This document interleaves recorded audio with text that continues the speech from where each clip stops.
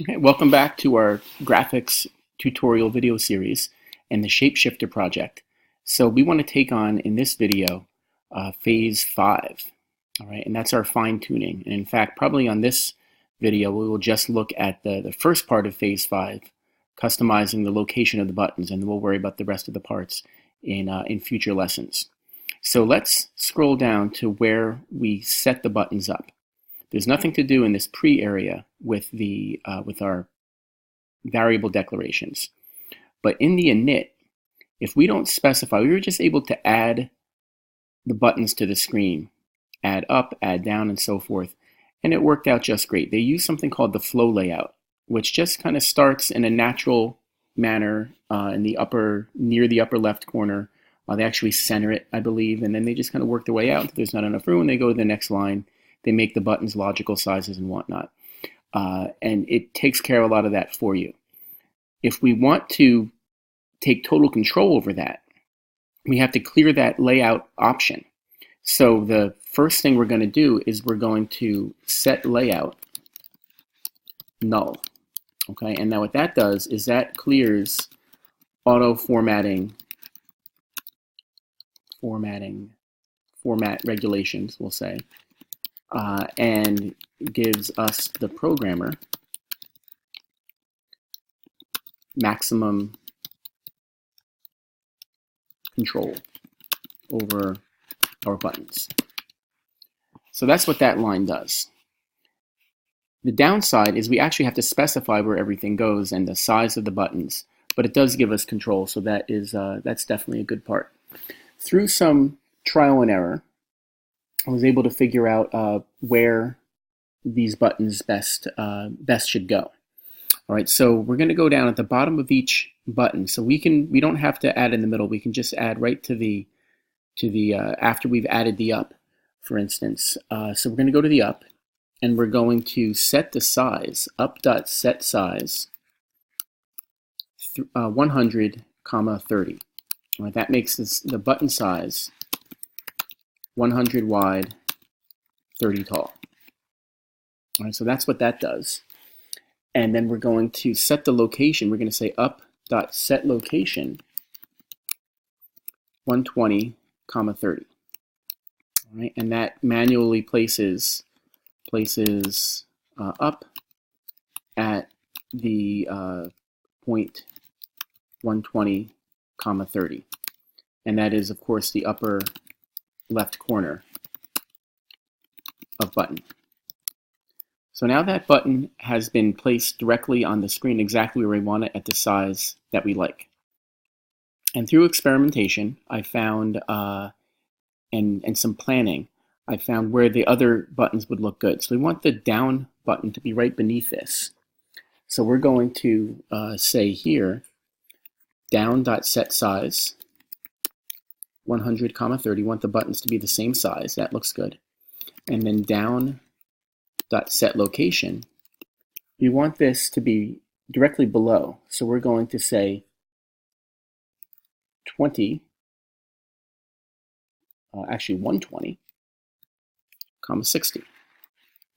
Okay, that's going to be 30 pixels below, and the 120 is going to be at the same x value, so it's going to be directly below, but since the y coordinate is larger, it is going to be beneath there. So that is where the down goes, and now the left is going to be to the left of the down button. So we're going to left.set size 100, 30. So that's going to place that there.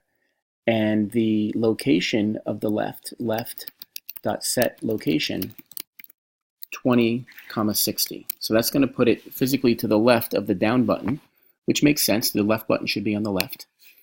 And then finally for the right button, we're going to right.set size 100, 30. And we're going to right.set location. We want it to be to the right of the down button. So we're going to have that location be 220, 60. Okay, and so if we could just compile this, and for fun we'll run it, we can run our applet, and we'll say okay. And we're going to, this pops up, Now notice our up, down, left, right are there. So the up is on top, down, left, and right, kind of like the arrow buttons on your keyboard. Similar fashion, and they work out. There's down works and the up works just like before, and the left and the right, and everything's good. Notice our other buttons are missing.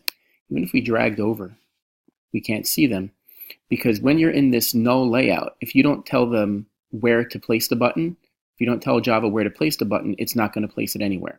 So we have a little bit more work to do. We have 4 more buttons that we've defined, and we have to give them sizes and locations. So here is our bigger, smaller. So we should keep those stacked, I would say, would be a good way to put that. So for the bigger button, so we're going to bigger.setSize 100, 30, and our bigger.setLocation 350, 60. Good spot for that. So you have to move it to the right, and we put it on at a location of 60. Good spot for it. Okay, and then we go to the smaller. All right, and the smaller dot set size is going to be at 100, 30, and smaller dot set location 350, now I want to use 60 here, and I actually want to go up to the bigger and have that be 30. I want that to be above it. So the Y value of 30 for the bigger button would put it above the smaller button, and they have the same X value, so they'll be in the good relative position. So we'll compile that to make sure that it's accepted, and it is. So now we have 2 more buttons to define. Now the text, circle, square, and solid outline is physically more characters than the bigger, smaller buttons. So we have to make these buttons a little bit bigger. So we're going to say circle, square dot set size. Instead of 100, we're going to use 150 for the width and 30. And we're going to do a circle, square dot set location 480, 30. And then finally, our solid outline button, solid outline dot set size, we're going to stick with the 150, 30, and the solid outline dot set location is going to be also at an X value of 480, but we want to put it at 60, so it's physically below. So now all of our buttons have been manually adjusted for size, and their location has been set, and Java should like this and print the values on this, print everything out on the screen as they're supposed to. So let's say OK here, and you'll notice here that one of our buttons are off the screen, because remember, we use an X value of 480, and the default size is 500. So we can drag this over, and it's going to work just fine. But I'm going to show you a way around that in just a moment. But we can see that our buttons work left, down, up, right, bigger, smaller, circle, square works, solid outline works, whether you're a circle or a square. You could be in square, and you can make it bigger. Notice all along our values are updating, and I'm noticing here that there's no pi because it's a square, of course. If we switch this over to the circle, our pi is here, and everything looks good. So what I wanted to show you is how we could change the size of our window. And when you choose to run your applet, normally we just program to hit OK. But you'll notice here there's some parameters here, height and width. So if we just make this a little bit wider than usual, so if we just make it, say, 600, now we'll go 700 would be good. So we have to delete the 500 and put in 700 and say OK. Our applet is naturally the right size, and so everything looks good. And if we X out of here and we run it again, run applet, notice it remembers that we just ran 700. All right, so that's going to be set for good. And of course, we can always manually resize it just by dragging the window, but it's nice that it just opens up to the right size. So let's X out of here and quickly review what we did.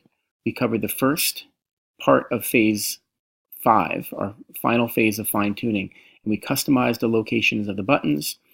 And to do that, we had to go down to the paint, and we had to clear out all of our, not the paint, I'm sorry, the init, and clear out all of our layout, the manual layout that it does, the auto layouting that it does. And so we made it to turn to manual, and that's what that set layout null does. So look forward to completing part 5, phase 5 of this in a future video.